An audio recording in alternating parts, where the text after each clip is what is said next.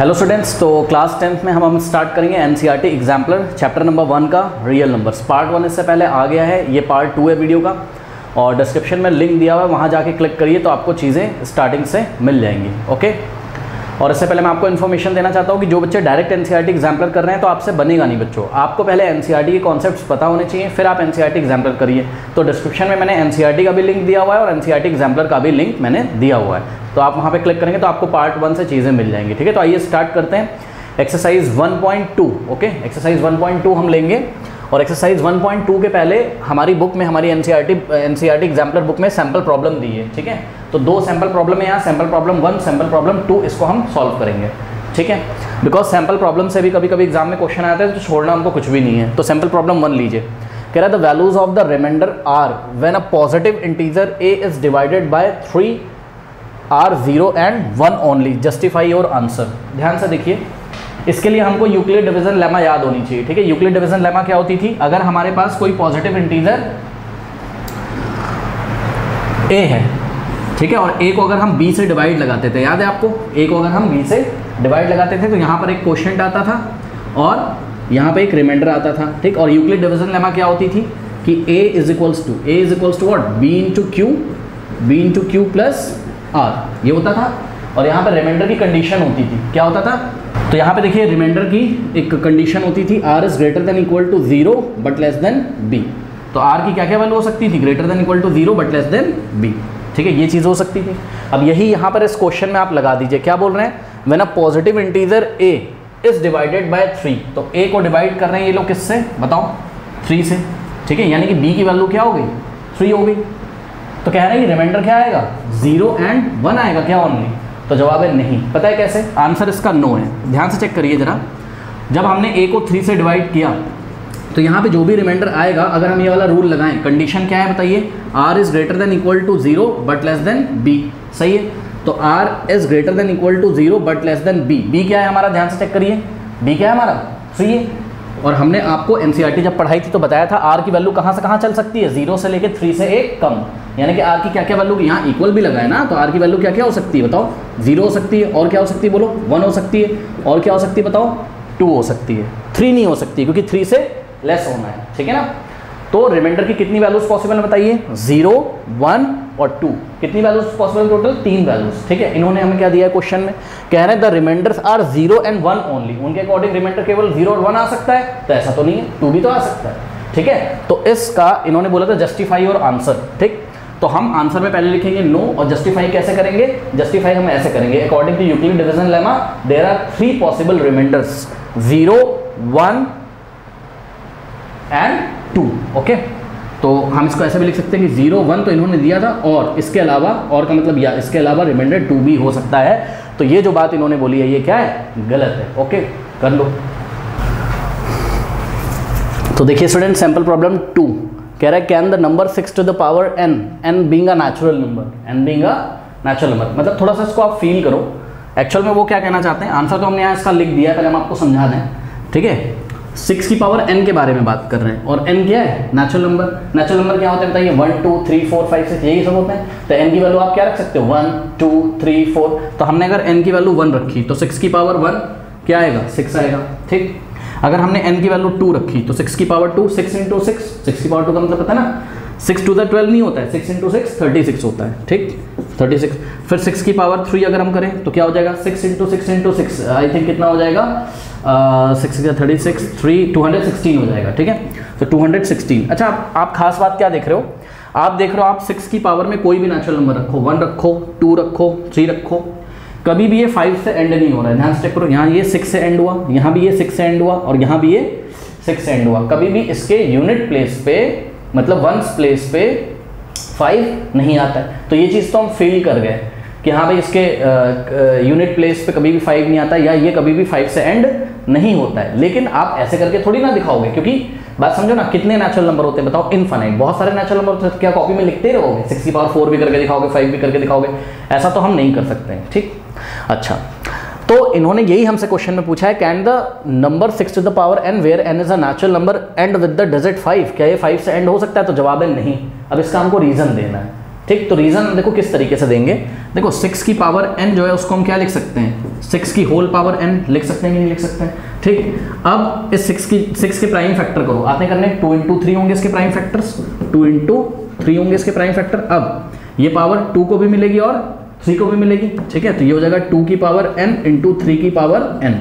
अब आप ध्यान से चेक करो कि 6 की पावर n के जो प्राइम फैक्टर्स हैं वो केवल क्या हैं, 2 और 3 हैं। 2 और 3 के अलावा यहाँ पर कुछ भी नहीं आता है। ठीक, इसलिए 5 से एंड नहीं होगा। बात समझो, अगर इसमें 5 आता, अगर क्या आता इसके प्राइम फैक्टर में 5 आता तो ये 5 से एंड होता। क्यों, देखिए मैं आपको दिखा रहा हूँ। जैसे कि एक नंबर ले लेते हैं हम, मान लीजिए 15 की पावर n ले लेते हैं। ठीक, 15 की पावर n ले लेते हैं और 15 की पावर n का जो प्राइम फैक्टर करेंगे हम तो क्या होगा, 3 × 5 की होल पावर n, मतलब 3 की पावर n × 5 की पावर n। तो 15 के प्राइम फैक्टर में आपका क्या आता है, 5 आता है। और खुद सोचो, जब तक 5 किसी नंबर के प्राइम फैक्टर में होगा नहीं तब तक 5 बाकी बचे नंबर्स को मल्टीप्लाई नहीं करेगा। जैसे कि बात समझो, 15 के प्राइम फैक्टर्स में क्या है, 3 और 5 है। तो जब 5 अगर है तो 5 ने 3 को जैसे ही मल्टीप्लाई किया, और 5 जब किसी भी नंबर को मल्टीप्लाई करेगा, ठीक है, तो पक्का ये प्रोबेबिलिटी होगी कि यूनिट प्लेस पे क्या आ जाए, 5 आ जाए। ठीक है, बात समझ में आई। तो 6 की पावर n के प्राइम फैक्टर में 5 नहीं आता है, इसलिए 6 की पावर n कभी भी 5 से एंड नहीं होगा। तो एग्जाम में हम आंसर कैसे करेंगे, ये हमने लिखा हुआ है, ऐसे ही आपको लिखना है। सबसे पहले हम लिखेंगे 6 की power n can be written as 2 × 3 की होल पावर n। तो ये पावर 2 को भी मिलेगी, 3 को मिलेगी, which can be written as 2 to the power n × 3 to the power n। So the only prime factorization of 6 to the power n are 2 and 3 and not 5। Okay, that's why it can not end with the digit 5। तो 6 की power n कभी भी 5 से and नहीं हो सकता है। समझ में आई बात। तो ऐसा कोई भी क्वेश्चन दिया हो जो 5 से एंड हो रहा है कि नहीं हो रहा है, ये चेक करने के लिए हमें ये चेक करना पड़ेगा कि उसके प्राइम फैक्टराइजेशन में 5 आता है कि नहीं आता। अगर आता होगा तो 5 से एंड होगा, अगर नहीं आता होगा तो 5 से एंड नहीं होगा। तो इस तरीके से हम इसका आंसर देंगे, और ये एक इंपॉर्टेंट क्वेश्चन है, इसकी आप थोड़ा सा प्रैक्टिस कर लीजिए, एज इट इज एग्जाम में आता है। ठीक है, question number 1 NCERT example exercise 1.2 का बोल रहा है, write whether every positive integer can be of the form of 4q + 2 where q is an integer, justify your answer. कह रहा है कि कोई पॉजिटिव इंटीजर है। ठीक है, तो देखिए सॉल्यूशन में हमने यहाँ आंसर तो आपको दे दिया है, लेकिन हम आपको समझाने आ रहे हैं। ये फाइनल स्टेटमेंट है जो हमको लिखना है। देखिए, let a be any positive integer, let a be any positive, आपको पॉजिटिव इंग्लिश में लिखना है, POSITIV, positive integer. Okay, a अगर कोई पॉजिटिव इंटीजर है हमारे पास, ठीक है, तो ध्यान से चेक करिए, आपने यूक्लिड डिवीजन लेमा में क्या पढ़ा था कि a को अगर हम डिवाइड लगाएं किससे, किसी इंटीजर b से, ठीक है, किसी इंटीजर b से, तो हमको क्या मिलता है, कोशेंट q मिलता है और रिमाइंडर r मिलता है। जहां पे r की शर्त क्या होती है, a इज इक्वल टू, तो क्या होता है bq + r, where r is greater than equal to 0 but less than what, b, ये होता है। ठीक है ना। अब ध्यान से चेक करिए, ये जो यूक्लिड डिवीजन लेमा आपको पढ़ाई गई थी, a is equal to bq + r, ठीक, इससे अगर हम कंपेयर करें किसको, 4q + 2 को, भाई ध्यान से आप चेक करो क्या कह रहा है वो, every positive integer can be of the form 4q + 2, मतलब यही जो 4q + 2 है ना, इसी को ये पॉजिटिव इंटीजर बोल रहे हैं। और हमने अभी अभी क्या माना है कि let a be any positive integer, यानी कि a की वैल्यू क्या हो जाएगी, 4q + 2, भाई वही तो पॉजिटिव इंटीजर है ना। तो यहाँ पे a is equal to what, 4q + 2।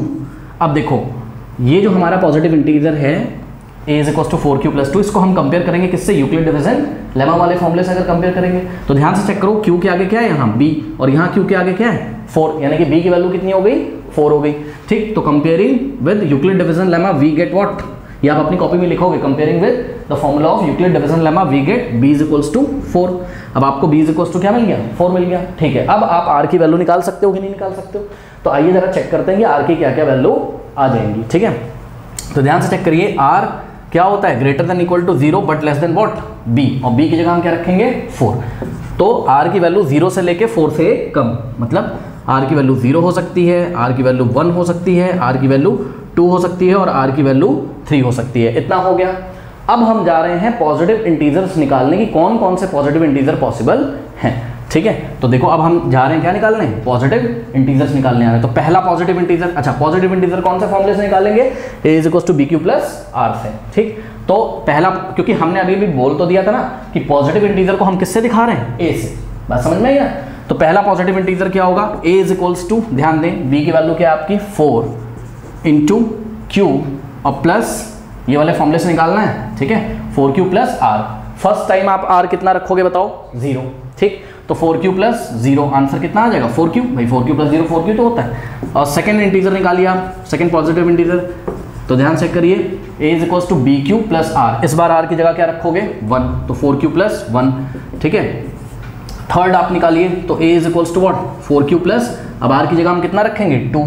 Fourth आप निकालिए, तो पॉजिटिव इंटीजर आपका a जो है वो आ जाएगा कितना 4q प्लस r की वैल्यू कितनी रखेंगे 3, बस खत्म। अब मुझे बताओ आप कि जो भी इन्होंने हमको बोला था कि भाई पॉजिटिव इंटीजर को केवल हम किससे दिखा सकते हैं 4q प्लस 2 से, तो ये तो फॉल्स हो गया, क्योंकि 4q प्लस 2 के अलावा भी हम किसी पॉजिटिव इंटीजर को किससे दिखा सकते हैं 4q से दिखा सकते हैं, 4q प्लस 1 से दिखा सकते हैं, 4q प्लस 3 से दिखा सकते हैं। तो टोटल 4 स्टाइल्स हैं पॉजिटिव इंटीजर को दिखाने के, ठीक है। तो ये बात तो इनकी गलत हो गई, तो हम एग्जाम में आंसर कैसे लिखेंगे कि know all the integers can be represented by 4q, 4q plus 1, 4q plus 2 and 4q plus 3, not only by 4q plus 2, okay. Question number 2 बोल रहा है एनसीईआरटी एग्जामिनर एक्सरसाइज 1.2 का, स्टेटमेंट दी हुई है इन्वर्टेड कॉमा में, कह रहा है कि the product of 2 consecutive positive integers is divisible by 2, ठीक। इज दिस स्टेटमेंट ट्रू और फॉल्स, क्या ये स्टेटमेंट हमेशा ट्रू होता है या फॉल्स होता है, गिव रीजंस, ओके। अब मेरी बात सुनो, सबसे पहले तो आपको ये पता होना चाहिए कि पॉजिटिव इंटीजर्स क्या होते हैं, ठीक, पता है आपको पॉजिटिव इंटीजर क्या होते हैं। पॉजिटिव इंटीजर आपके 1 से स्टार्ट होते हैं, 1 2 3 4 5 6, ये सब पॉजिटिव इंटीजर होते हैं, ठीक। तो अगर हम आपको दिखाएं कि पॉजिटिव इंटीजर्स क्या होते हैं, तो देखिए ये रहे आपके पॉजिटिव इंटीजर्स। पॉजिटिव इंटीजर्स हो गए आपके 1 2 3 4 5 6, इसी तरीके से चलता रहेगा, ठीक है। अच्छा, अब उन्होंने क्या बोला है, उन्होंने बोला है कि प्रोडक्ट मतलब मल्टीप्लाई करना है, किसको 2 कॉन्जिक्यूटिव पॉजिटिव इंटीजर को। देखिए 2 कॉन्जिक्यूटिव का मतलब होता है लगातार आने वाले, क्या मतलब होता है इसका, लगातार आने वाले। जैसे कि समझिए जरा, अगर आपने 2 लिया तो 2 के साथ आपको 3 लेना पड़ेगा, 2 के साथ आप 4 नहीं ले सकते हो, लगातार मतलब एक के जस्ट बाद जो आता है उसको लेना है हमको। अगर हमने 3 लिया तो 3 के साथ हमको 4 लेना पड़ेगा, अगर हमने 4 लिया तो 4 के साथ हमको 5 लेना पड़ेगा, ठीक है। अब हम आपको एक चीज़ करके दिखाते हैं, जरा ध्यान से देखिएगा। देखिए अगर हमने 1 लिया तो 1 के साथ हमको प्रोडक्ट किसका लेना पड़ेगा 2 का, ध्यान दीजिएगा जरा, ठीक। अगर हमने 2 लिया तो 2 के साथ हमको प्रोडक्ट लेना पड़ेगा किसका 3 का। अगर हमने 3 लिया तो 3 के साथ प्रोडक्ट लेना पड़ेगा किसका 4 का। अगर हमने 4 लिया तो 4 के साथ प्रोडक्ट लेना पड़ेगा हमको किसका 5 का, एंड सो ऑन टू। जरा ध्यान दीजिएगा पैटर्न पे प्लीज ध्यान दीजिएगा। अगर ये 1 है तो 1 इंटू, ध्यान दीजिएगा 1 इंटू 2 को आप क्या लिख सकते हो 1 प्लस 1, कोई डाउट है। अब आप देखिए 2 इंटू, हाँ भाई 3 को आप क्या लिख सकते हो 2 प्लस 1, कोई डाउट है। नेक्स्ट देखिए 3 इंटू 4 को आप क्या लिख सकते हो 3 प्लस 1, ठीक है। और नेक्स्ट है 4 इंटू 5 को आप क्या लिख सकते हो बताइए 4 प्लस 1, सही है।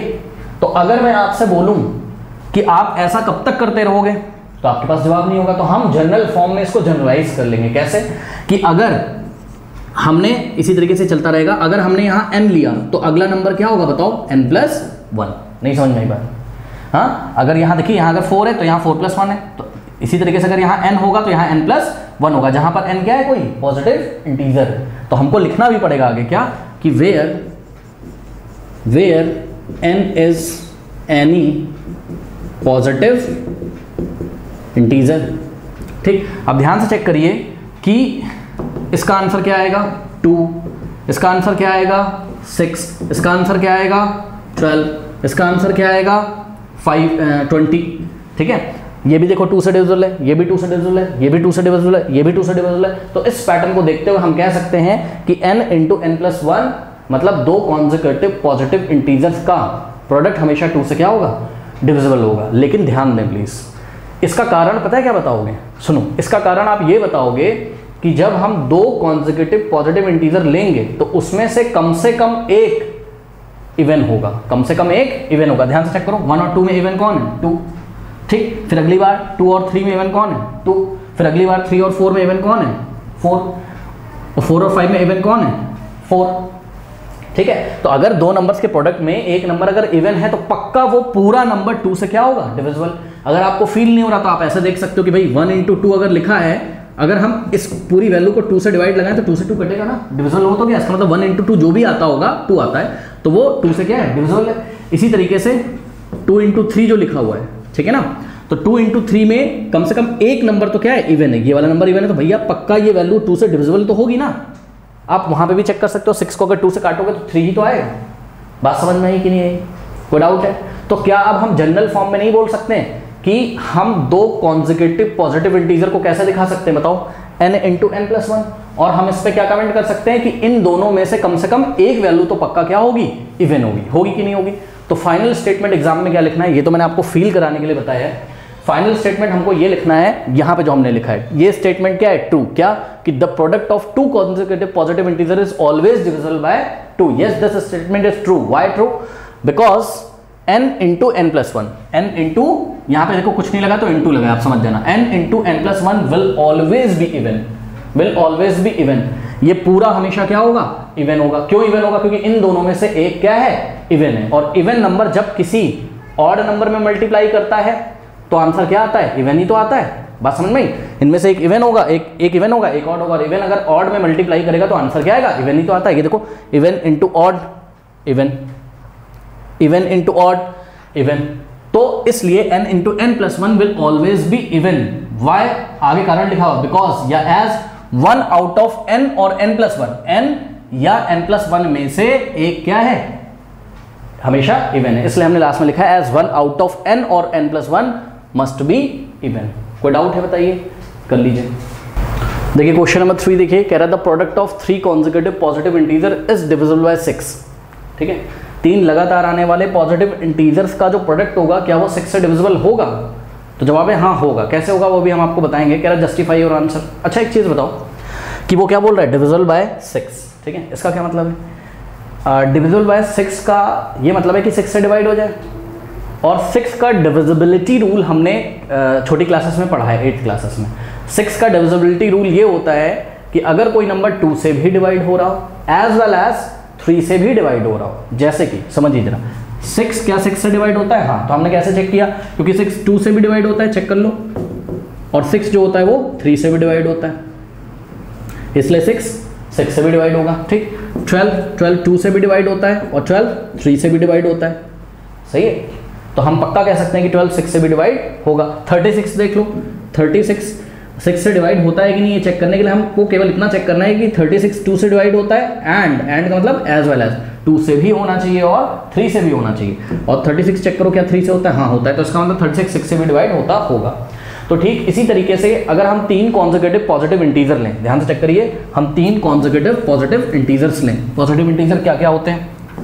1 2 3 4 5 6 7 8 9 10 एंड सो ऑन टू। ध्यान दीजिएगा, 3 कॉन्जिक्यूटिव पॉजिटिव इंटीजर का हमको प्रोडक्ट लेना है। ठीक है, तो 1 2 3 का हम प्रोडक्ट लेते हैं, तो 1 into 2 into 3। आप इसको क्या लिख सकते हो, ध्यान से चेक करिए, 1 into 2 को क्या लिख सकते हो बताओ, 1 + 1। 2 को क्या लिख सकते हो, 1 + 1, और 3 को क्या लिख सकते हो, 1 + 2। सही मैं बोल रहा हूँ? 3 को क्या मतलब हम पहले 1 फिक्स कर लेंगे, जो सबसे पहले नंबर आता है उसको हम फिक्स कर लेंगे। ठीक है, तो 1 + 2। अब ध्यान दीजिएगा, नेक्स्ट हम लेते हैं 2 3 4। ठीक है, तो 2 into 3 into 4, ये भी तो 3 लगातार आने वाले कॉन्जिक्यूटिव पॉजिटिव इंटीजर्स हैं। ठीक है, तो 2 into, अब ध्यान दीजिए, 2 को फिक्स कर लीजिए, और 3 को आप क्या लिख सकते हो, 2 + 1 ब्रैकेट में। 4 को आप क्या लिख सकते हो, 2 को पहले फिक्स कर लेंगे तो क्या हो जाएगा, 2 + 2। कोई डाउट है? अब ध्यान से चेक करिए, नेक्स्ट 3 कॉन्जिक्यूटिव पॉजिटिव इंटीजर लीजिए, 3 4 5। ठीक है, 3 4 5 इनका प्रोडक्ट, तो 3 into, बताओ 4 को क्या लिखेंगे, 3 + 1। कोई डाउट है? 3 + 1 into 5 को क्या लिखेंगे, 3 + 2। अब देखिए यहाँ पर आपको एक पैटर्न देखने को मिल रहा है, यहाँ पर आपको एक पैटर्न देखने को मिल रहा है कि ध्यान से चेक करिए, अगर हम कोई नंबर n लें, क्या लें, n, तो अगला नंबर क्या होगा, n+1, और नेक्स्ट नंबर क्या होगा, n+2। समझ लो ना, n तो फिक्स रहता है ना, देखो यहाँ पे n है, यहाँ पे भी n है, और यहाँ पे भी n है, 3 3 3, तो n, और यहाँ पे भी क्या आ जाएगा, n। तो 3 कॉन्जिक्यूटिव पॉजिटिव इंटीजर को n into n+1 into n+2 लिखा जा सकता है कि नहीं लिखा जा सकता है, बताओ, कोई डाउट है? अब देखो ध्यान से चेक करो, आप चाहे इसमें यहाँ पे देख लो, इसमें कम से कम जैसे कि ये 6 है, आपको पता है इसका प्रोडक्ट 6 आएगा, वो तो अलग बात, 6 से डिविजिबल है हमें पता है, लेकिन 3 कॉन्सेक्यूटिव पॉजिटिव इंटीजर में कम से कम एक नंबर तो इवन होगा, ध्यान से चेक कर लो, कम से कम एक नंबर तो इवन होगा, ज़्यादा से ज़्यादा और भी इवन हो सकते हैं। जैसे कि यहाँ पे देखो, यहाँ पे 2 नंबर इवन है, 4 और 2, यहाँ पे एक ही नंबर इवन है, ठीक। तो 3 कॉन्सेक्यूटिव पॉजिटिव इंटीजर में कम से कम एक तो इवन होगा पक्का। तो इससे हमें ये पता चल गया कि कम से कम अगर एक नंबर इवन होगा, मतलब इन तीनों फैक्टर्स में से एक फैक्टर अगर इवन होगा तो ये पक्का 2 से डिविजिबल होगा। तो 2 से तो डिविजिबल हो गया ये, ठीक। और 3 कॉन्सेक्यूटिव पॉजिटिव इंटीजर्स में पक्का एक नंबर ऐसा जरूर होगा जो 3 से डिविजिबल होगा कि नहीं। देखो जैसे कि यहाँ पे 3 से डिविजिबल है, यहाँ पे 3 से डिविजिबल है, यहाँ पे भी 3 से डिविजिबल है। और कोई हम एग्जांपल ले लें, आपको एक एग्जांपल लेके और दिखाते हैं, चलिए 11 × 12 × 13 को देखिए, ठीक। तो इसमें क्या है, कम से कम एक नंबर तो आपको इवन मिला 12 जो कि 2 से डिविजिबल है, और एक नंबर कम से कम ऐसा मिलेगा जो 3 से डिविजिबल है। तो देखो 12 भी तो 3 से डिविजिबल है, तो पक्का ये 6 से डिविजिबल हो जाएगा। आप करके भी चेक कर सकते हो, आप इन तीनों को मल्टीप्लाई कर लीजिए, आंसर ले आइए, जो आंसर आएगा उसको आप 6 से डिवाइड लगा दो, पक्का डिवाइड हो जाएगा। कोई डाउट है? तो कारण समझ में आया आपको कि 3 कॉन्सेक्यूटिव पॉजिटिव इंटीजर पक्का 6 से डिविजिबल होंगे। What is the reason? Reason is कि जो भी 3 फैक्टर्स होंगे उसमें कम से कम एक तो इवन होगा, मतलब कम से कम एक तो डिविजिबल 2 से होगा, और कम से कम एक 3 से डिविजिबल होगा। बात समझ में आई? तो इसका मतलब 2 और 3 से दोनों से ही वो पूरा नंबर क्या होगा, डिविजिबल होगा। तो इसका मतलब 6 से भी डिविजिबल होगा। तो ये स्टेटमेंट आपको एग्जाम में ऐसे लिखना है, दिस स्टेटमेंट इज ट्रू। इसका रीजन कैसे लेना है? बिकॉज देखो 3 कॉन्सेक्यूटिव पॉजिटिव इंटीजर को हम कैसे लिख सकते हैं, n × n+1 × n+2, because n × n+1 × n+2 will always be divisible by 6, because at least one of the factor will be divisible by 2 and at least one, and लगा हुआ है, and का मतलब समझते हो कि ऐसा भी होता है और ऐसा भी होता है, और का मतलब या होता है, या कि या तो ऐसा हो जाए या तो ऐसा, and का मतलब as well as, कि दोनों ही बातें होनी चाहिए। तो दोनों ही बातें तो होती हैं क्या, कि it is divisible by 2 and का मतलब as well as, ऐसा भी होता है क्या कि at least one of the factor will be divisible by 3, hence the statement is true. Okay, देखिए स्टूडेंट्स, क्वेश्चन नंबर 4 जो है, ठीक है, थोड़ा सा आपको इसमें अजीब सा लग सकता है, लेकिन परेशान होने की बात नहीं है। एनसीईआरटी अगर आप पढ़ के आए हो तो आपसे बन जाएगा। देखो कैसे, थोड़ा सा ध्यान से इसको पढ़ो। क्या कह रहा है? कह रहा है write whether the square of any positive integer. ध्यान दीजिएगा जरा, क्या कह रहा है? कह रहा है स्क्वायर ऑफ, यहाँ पे फोकस करिए, एनी पॉजिटिव इंटीजर, किसी पॉजिटिव इंटीजर के स्क्वायर की बात कर रहा है। किसकी बात कर रहा है? किसी पॉजिटिव इंटीजर के स्क्वायर की बात कर रहा है। यानी कि पहले तो तुम्हें क्या पता चल जाए, पॉजिटिव इंटीजर, फिर तुम उसका स्क्वायर कर लो, ये बात वो कर रहा है। तो कह रहा है कि जो पॉजिटिव, एनी पॉजिटिव इंटीजर का जो फॉर्म होगा, क्या वो 3m+2 टाइप का होगा? क्या वो 3m+2 टाइप का होगा? तो ये आपको चेक करना है। कह रहा है कि where m is a natural number, justify your answer. Okay, जहाँ पर m क्या है, कोई नेचुरल नंबर है। फिर से मैं रिपीट कर रहा हूँ, कह रहा है कि किसी पॉजिटिव इंटीजर का जो स्क्वायर होगा वो क्या ऐसा हो सकता है कि नहीं हो सकता है? तो आप ऐसे तो जवाब दे नहीं दोगे, आपको चेक करना पड़ेगा। तो आइए चेक करते हैं। सबसे पहले तो हमें ये पता चल जाए कि पॉजिटिव इंटीजर्स कैसे होंगे, टाइप्स ऑफ पॉजिटिव इंटीजर, कौन कौन से पॉजिटिव इंटीजर पॉसिबल हैं। तो ध्यान से देखिए जरा, सॉल्यूशन में हमने क्या किया, पॉसिबल पॉजिटिव इंटीजर्स, ठीक है, पॉसिबल पॉजिटिव इंटीजर्स हमने लिए। कैसे लेंगे पॉजिटिव पॉसिबल इंटीजर्स? देखिए आपको यहाँ पे हिंट मिलेगा, कैसे? इससे हिंट मिलेगा, ये देखिए, ठीक। b की वैल्यू यहाँ से उठाते थे हमेशा, याद है आपको? तो b की वैल्यू कितनी हो जाएगी, 3। और let a be any positive integer, let a be any positive integer. तो अब आप खुद दिमाग लगाओ कि अगर हम क्या करें, अगर हम a को डिवाइड लगाएं किससे, b से, तो हमको क्वोशंट q मिलेगा और रिमाइंडर क्या मिलेगा, r, such that a is equals to क्या हो जाए, bq plus r, where r is greater than equal to what, 0 but less than b। कोई डाउट है बताइए? ठीक, तो आइए जरा पॉजिटिव इंटीजर बना लेते हैं। देखो हमने पॉजिटिव इंटीजर को a बोल दिया है। क्या बोल दिया है? a। अब हम निकालने जा रहे हैं कि कौन कौन से पॉजिटिव इंटीजर पॉसिबल हैं, ठीक। तो देखिए फर्स्ट पॉजिटिव इंटीजर जो पॉसिबल होगा, a इज इक्वल्स टू, लगाओ यहाँ से, bq प्लस r, ठीक। लेकिन आपको r की भी वैल्यू पता होनी चाहिए। तो आइए यहीं पे हम r की वैल्यू लिख लेते हैं। r बताइए क्या क्या होगा, r इज लेस देन क्या होता है, b, और b कितना है हमारा यहाँ पर 3। b कैसे पता करते हैं? जो क्वेश्चन में दिया होता है वहां से हिंट लेते हैं, ये बताया मैंने एनसीईआरटी में आपको, ठीक है। तो यानी कि आर की वैल्यू क्या होगी 3 से 1 कम, यानी कि 0 हो सकती है। और बताओ क्या हो सकती है 1, और बताओ क्या हो सकती है 2 हो सकती है। ठीक, तो आप पहला पॉजिटिव इंटीजर कैसे निकालोगे, a is equal to b q plus 3। What is b, b is 3, तो b इंटू क्यू और प्लस 0। कोई डाउट है? दूसरा पॉजिटिव इंटीजर निकालिए, a is equal to b क्या है आपके पास 3, बी क्यू प्लस r की वैल्यू कितनी रखेंगे 1।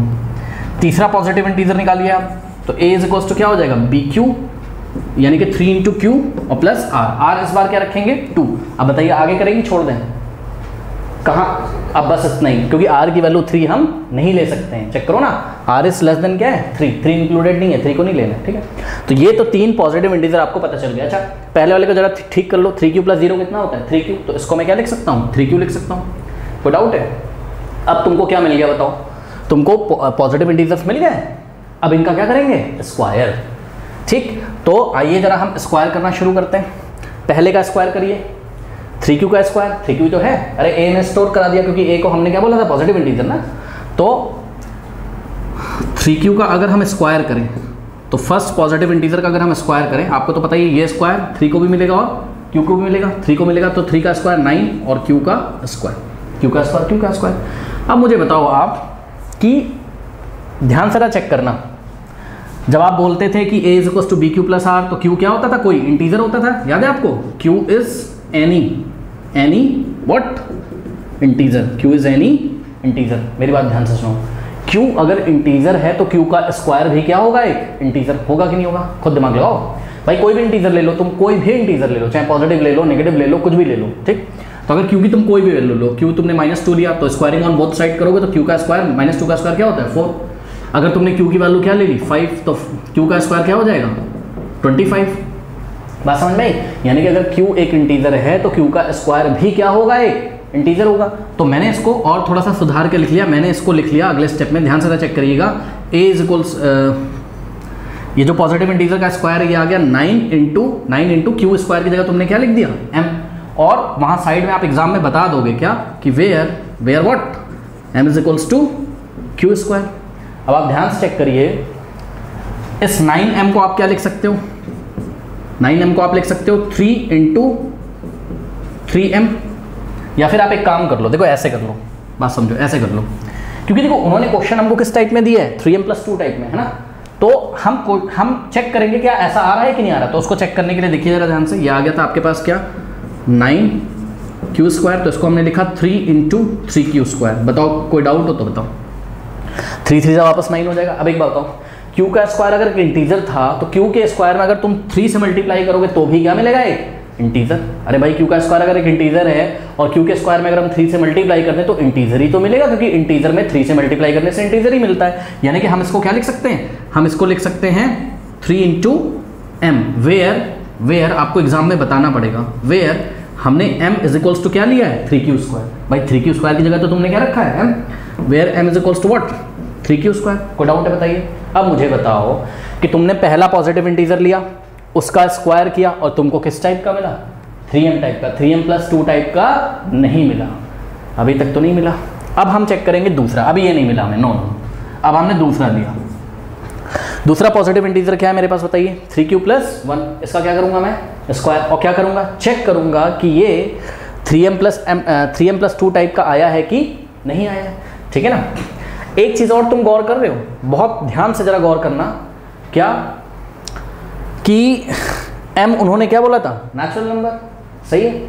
अब खुद समझो q चाहे पॉजिटिव हो चाहे नेगेटिव हो, q का स्क्वायर हमेशा क्या होगा पॉजिटिव होगा, और पॉजिटिव इंटू 3 एक पॉजिटिव नंबर ही होगा, और पॉजिटिव नंबर तो क्या होते हैं नेचुरल नंबर। भाई सभी नेचुरल नंबर क्या होते हैं पॉजिटिव नंबर, यानी कि ये m एक तरीके का क्या है नेचुरल नंबर ही है। हम बोल भी सकते हैं यहाँ पर कि m is equals to what 3q square and m belongs to, ये बिलोंग्स टू का साइन होता है बच्चों, ये इसको हम बोलते हैं क्या बिलोंग्स टू। अगर आपको ऐसे नहीं लिखना है तो आप बोल दो क्या m is a natural number, m is what, ये सब लिखना जरूरी है, m is a natural number. अब हम उठाते हैं दूसरा नंबर, और दूसरा नंबर है आपके पास क्या, दूसरा पॉजिटिव इंटीजर है आपके पास क्या 3q प्लस 1। ठीक है, ये थोड़ा सा मैं चार्जर निकाल देता हूँ, और नहीं तो फिर इसमें जो है नॉइस आने लगती है।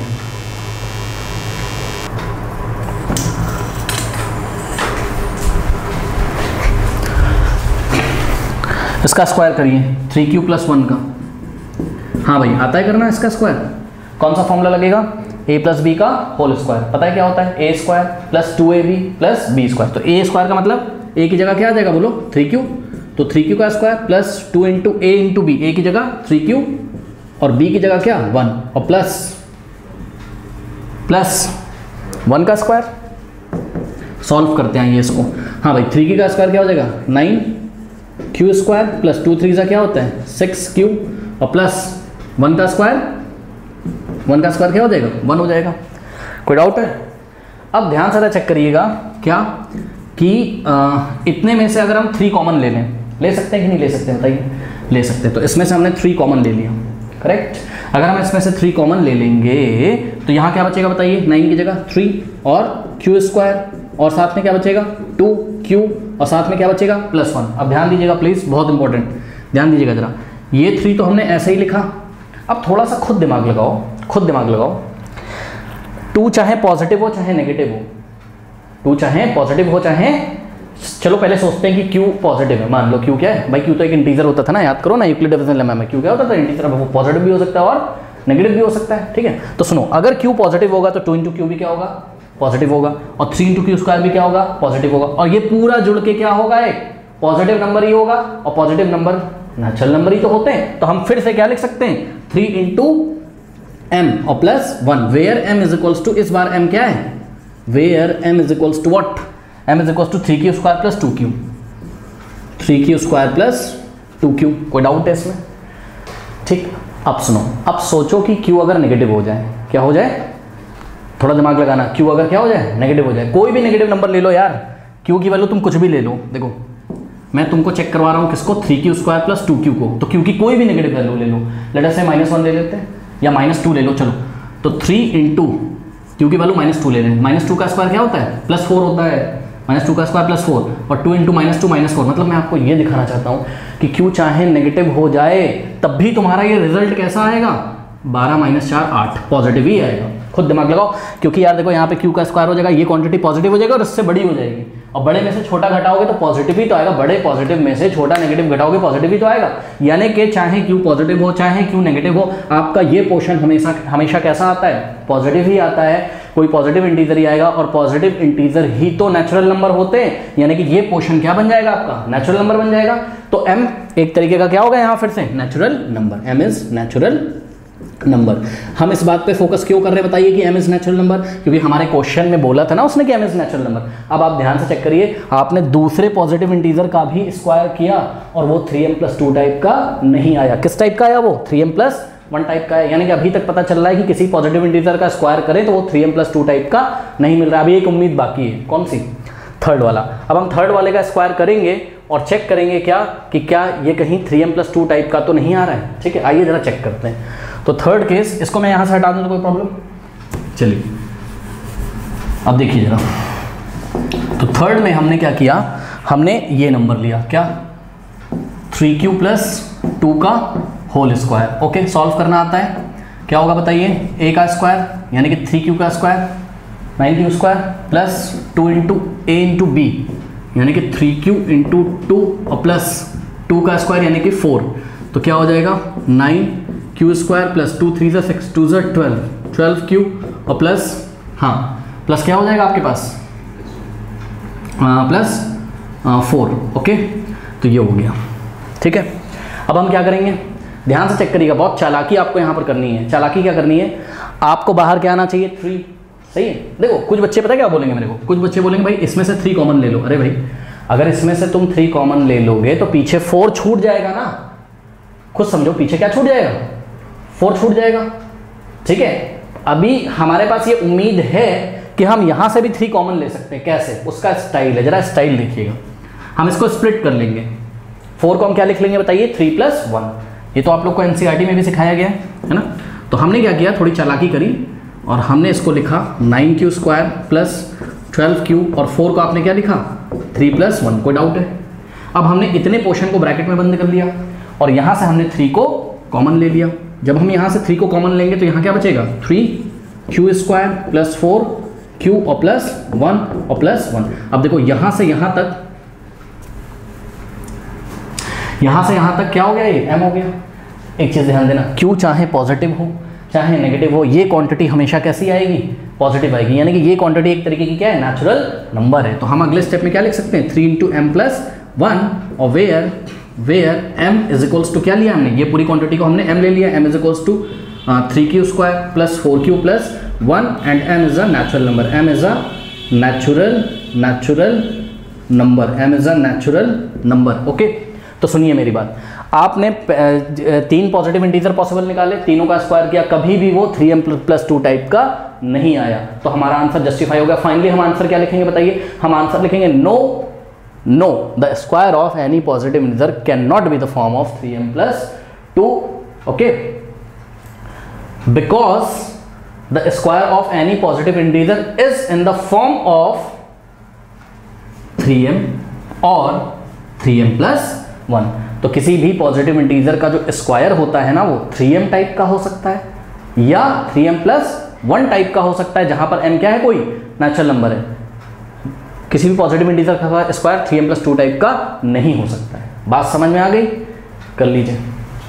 5 ना बड़ा मज़ेदार क्वेश्चन और आपको घुमाने वाला क्वेश्चन है। देखिए पिछले क्वेश्चन और इसमें अंतर क्या है मैं आपको बताऊं। देखिए पिछले क्वेश्चन में उसने बोला था, एक बार मैं फिर से आपको पढ़ देता हूँ, क्वेश्चन नंबर 4 था, कहता right whether the square of any positive integer, any positive integer. सुनो, उसने पिछली बार बोला था, उसने ना आपको ना एनी पॉजिटिव इंटीजर बोल के छोड़ दिया था, मतलब ये आपकी जिम्मेदारी थी कि आप पहले तो ये चेक करें कि कौन कौन से पॉजिटिव इंटीजर पॉसिबल हैं। तो आपने देखा था, आपने कितने पॉजिटिव इंटीजर निकाले थे, 3, फिर उसका आपने स्क्वायर किया था। लेकिन पता है इस क्वेश्चन में ना उसने आपको ये नहीं बोला एनी पॉजिटिव इंटीजर, उसने आपको पॉजिटिव इंटीजर दे दिया है। सुन लो मेरी बात ध्यान से, उसने आपको पॉजिटिव इंटीजर दे दिया है, तो अब आपको पॉजिटिव इंटीजर चेक नहीं करना है। इसमें बच्चे यहाँ पे कंफ्यूज हो जाएंगे, ध्यान से समझिए जरा क्वेश्चन पढ़िए। कह रहा है कि अ positive integer of the form of 3q plus 1, उसने खुद ही बोल दिया कि यही क्या है आपका पॉजिटिव इंटीजर। अब तुमको पॉजिटिव इंटीजर ढूंढने की जरूरत नहीं है, सुन लो ध्यान से।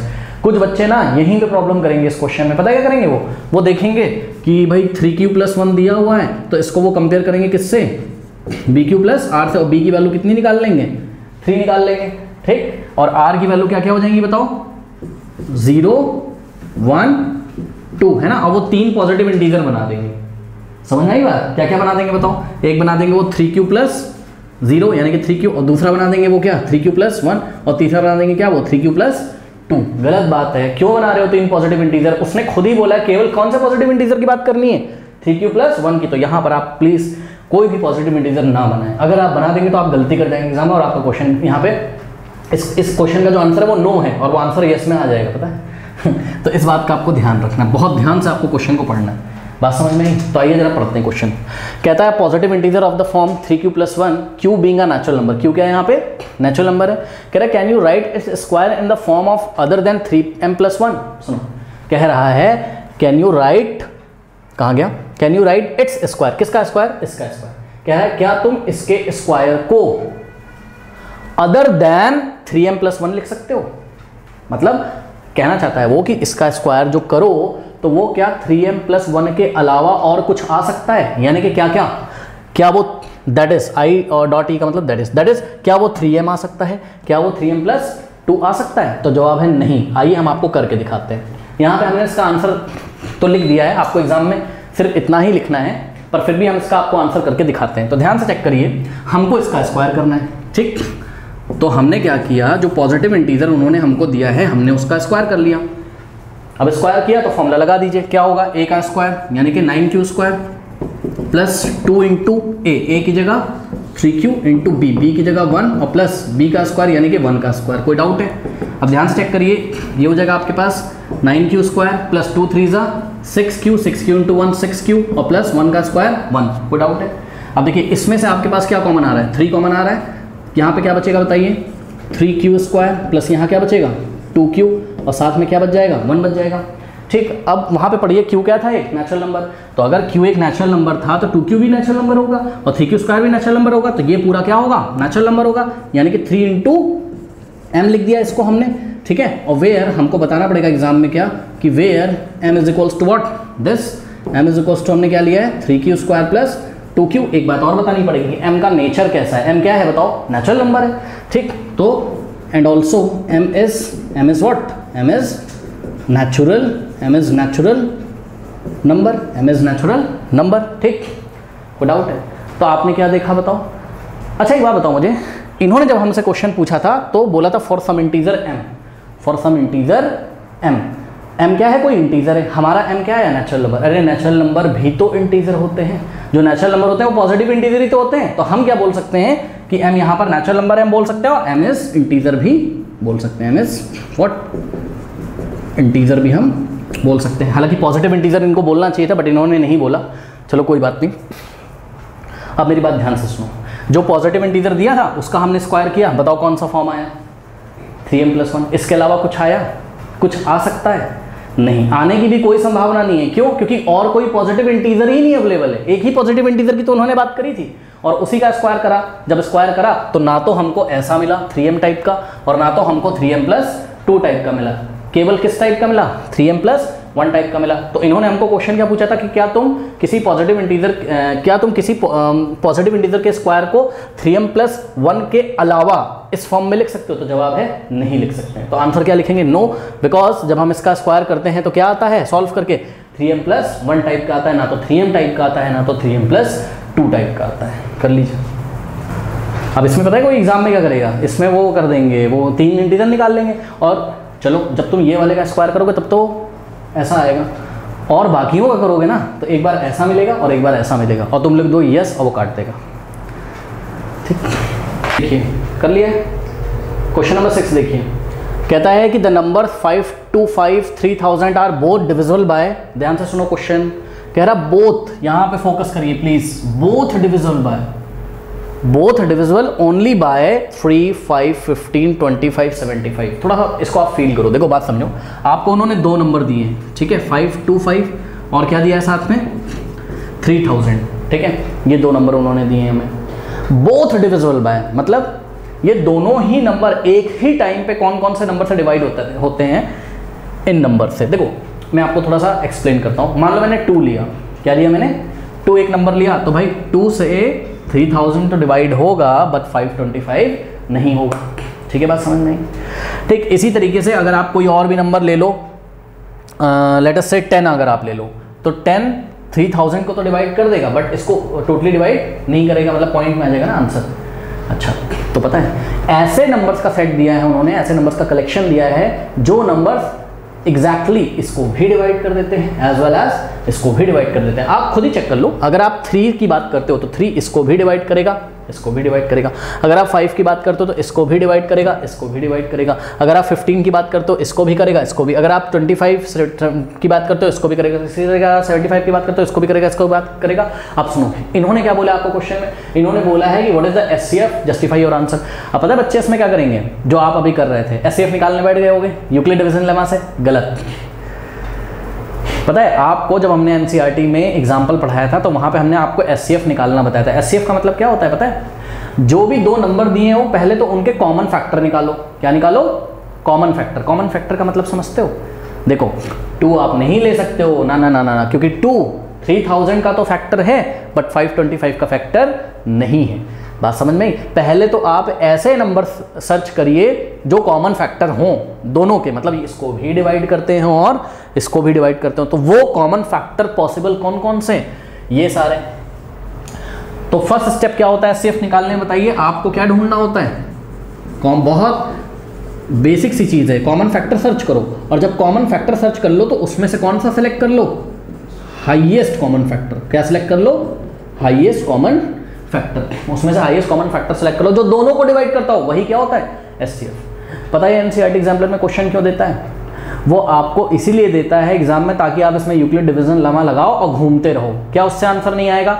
आएगा, लेकिन ये एक बेवकूफ़ी वाली बात होगी। ये तो 1 नंबर का क्वेश्चन है, इसमें सिर्फ ये चेक किया जा रहा है कि आपको एचसीएफ का डेफिनेशन आता है कि नहीं आता है। एचसीएफ का मतलब क्या होता है? Highest common factor. लेकिन इस हाईएस्ट कॉमन फैक्टर में भी बहुत अंदरूनी बात छुपी हुई है। क्या छुपी हुई है? कि पहले तो दोनों नंबर को डिवाइड करने वाले कॉमन फैक्टर ढूंढो। जितने भी कॉमन फैक्टर हमने ढूंढ लिए, अब उन कॉमन फैक्टर्स में से हाईएस्ट कॉमन फैक्टर ही क्या होता है? एचसीएफ होता है। मतलब इन कॉमन फैक्टर्स में से वो हाईएस्ट नंबर जो एक ही समय पे इसको भी डिवाइड कर देता हो और इसको भी डिवाइड कर देता हो, वही क्या होता है इसका एचसीएफ होता है। Means what, HCF is 75। तो हमारा आंसर 75 है। एक चीज और गौर करिएगा, क्वेश्चन में कहता है this and this are both divisible. Only शब्द पे ध्यान दीजिए, ओनली शब्द पे ध्यान दीजिए, मतलब इसके अलावा और कोई नंबर पॉसिबल नहीं है जो एक ही समय पे इसको और इसको डिवाइड करता हो। मतलब पता है, कोई आके अगर हमसे बहस कर ले, बोले नहीं अगर यहाँ ओनली नहीं लिखा होता ना, तो कोई आके हमसे बहस कर सकता था क्या?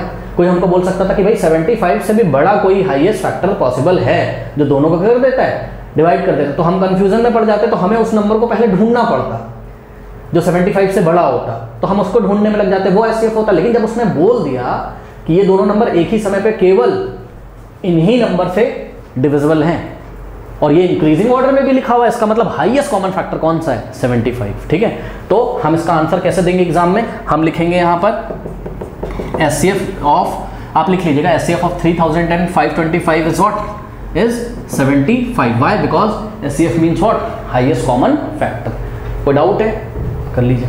अब देखिए स्टूडेंट्स, क्वेश्चन नंबर 7 है, बहुत इजी क्वेश्चन है। कह रहा है explain why 3 × 5 × 7 + 7 is a composite number. सुनो, कॉम्पोजिट नंबर क्या होते हैं?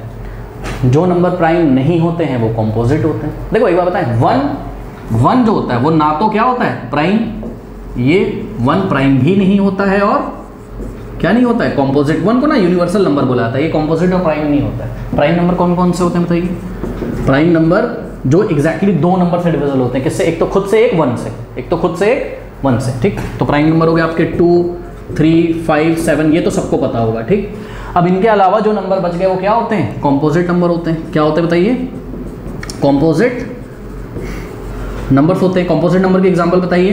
1 तो होगा नहीं ना, और 4 और बताइए 6 और 8 और 10, बस इतनी बात करते हैं। 4 क्यों? क्योंकि ध्यान से चेक करना, 4 के 2 या 2 से ज़्यादा फैक्टर हैं। एक्चुअल में इनके एक ही फैक्टर होते हैं खुद ही।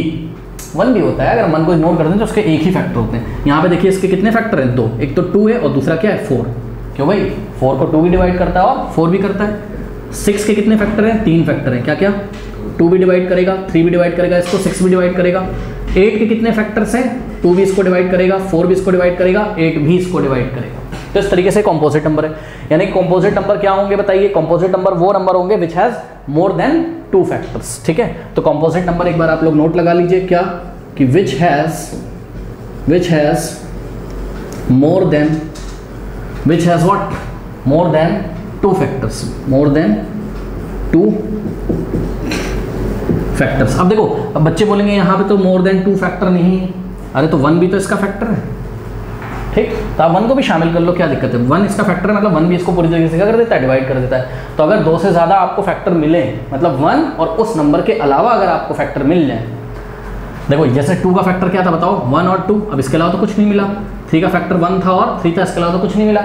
तो अगर 1 और उस नंबर के अलावा कोई और मिल जाए तो वो क्या होते हैं? कॉम्पोजिट नंबर होते हैं। तो आइए ज़रा चेक करते हैं, इसको आपको सॉल्व करके एग्जाम में दिखाना होगा। कैसे सॉल्व करेंगे ध्यान से चेक करिए। ये वाले क्वेश्चंस में पता नहीं बच्चे क्यों कंफ्यूज रहते हैं। कॉम्पोजिट नंबर वाला जब क्वेश्चन आता है और पेपर में बहुत आता है। देखो 3 × 5 × 7 ये फर्स्ट टर्म है आपका और फिर प्लस लगा है और ये आपका सेकंड टर्म है। तो आप कॉमन कैसे लोगे बताओ? यहाँ से 7 कॉमन आ रहा है और यहाँ पीछे से भी 7 कॉमन आ रहा है, तो यहाँ क्या बचेगा? 3 × 5 और प्लस 7 यहाँ चला गया, क्या बच जाएगा? 1 बचेगा ना भाई इसको हम 7 × 1 भी तो लिख सकते हैं। तो 7 बाहर चला गया तो 1 बच गया। अब ध्यान से चेक करिए, 7 × 3 × 5, 15 + 1 कितना आ गया? 16 आ गया। और 7 × 16 has more than 2 factors, yes और नो? यस। कैसे? थोड़ा और एक्सप्लेन करके आप दिखा दो उसको।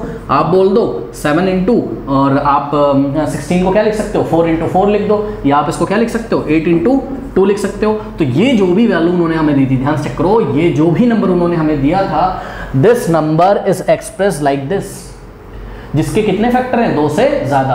7 भी इसका फैक्टर है, 8 भी इसका फैक्टर है, 2 भी इसका फैक्टर है। तो हम रीजन क्या लिखेंगे? हम रीजन लिखेंगे this is a composite number because it has more than 2 factors. Okay, कर लीजिए। क्वेश्चन नंबर 8 देखिए, कह रहा है can 2 numbers have 18 as their HCF and 380 as their LCM.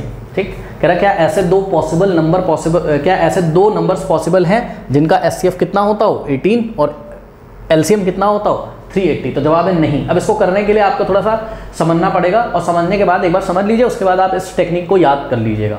ठीक है, कि एग्जाम में अगर ऐसे क्वेश्चन आएंगे तो हम कैसे करेंगे। देखिए पहले समझिए, हमने एनसीईआरटी में पढ़ा था क्या कि दो नंबर्स का एचसीएफ और एलसीएम का जो प्रोडक्ट होता है, याद है आपको, HCF into LCM is equals to what, products of the numbers के इक्वल होता था, ठीक है ना। अब यहाँ पर हम एक काम कर सकते हैं क्या कि अगर हम बोथ साइड एलसीएम से डिवाइड लगा दें पहले, तो एलसीएम से हमने इधर भी लगाया और एलसीएम से हमने इधर भी डिवाइड लगाया, ठीक है ना। तो ये एलसीएम से एलसीएम कैंसिल हो गया, तो HCF is equals to what, HCF is equals to a into b upon LCM.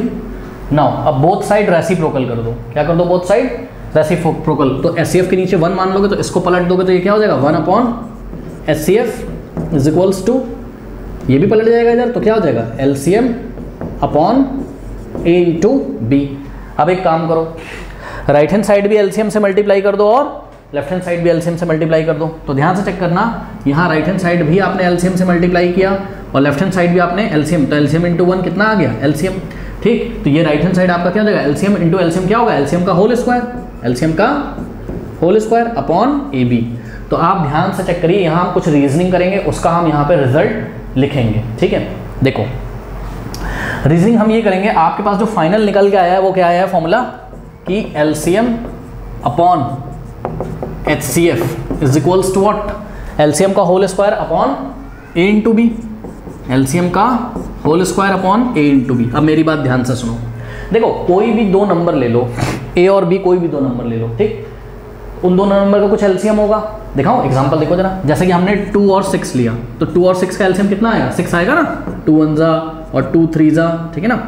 तो 3 1 जा, ये तो सबको पता होगा, तो इसका एलसीएम क्या आ गया बताओ, 6 आ गया। अब आपको क्या करना है, 6 का स्क्वायर करो, देखो एलसीएम का क्या करना है, स्क्वायर, तो 6 का स्क्वायर और divided by A into B. A क्या था 2 और बी क्या था 3, तो 2 इंटू 3 6, मतलब मैं ये कहना चाहता हूँ ऊपर तो 36 आ जाएगा और नीचे क्या आ जाएगा 6। मैं ये कहना चाहता हूँ कि एलसीएम का जो स्क्वायर होता है वो हमेशा दोनों नंबर्स के प्रोडक्ट से डिविजिबल होता है। कोई डाउट है क्या मैंने बोला, एलसीएम का स्क्वायर हमेशा दोनों नंबर के प्रोडक्ट से डिविजिबल हो जाता है, डिवाइड हो जाता है, पॉइंट में नहीं आता है कभी भी, एकदम आपको नेचुरल नंबर मिलेगा, ठीक। लेकिन ध्यान दो, यही चीज किसके इक्वल है, एलसीएम अपॉन एचसीएफ के। तो अब हम क्या नहीं बोल सकते हैं कि एलसीएम अपॉन एचसीएफ हमेशा क्या आना चाहिए, बोलो नेचुरल नंबर, हमेशा क्या आना चाहिए, नेचुरल नंबर। कोई डाउट है?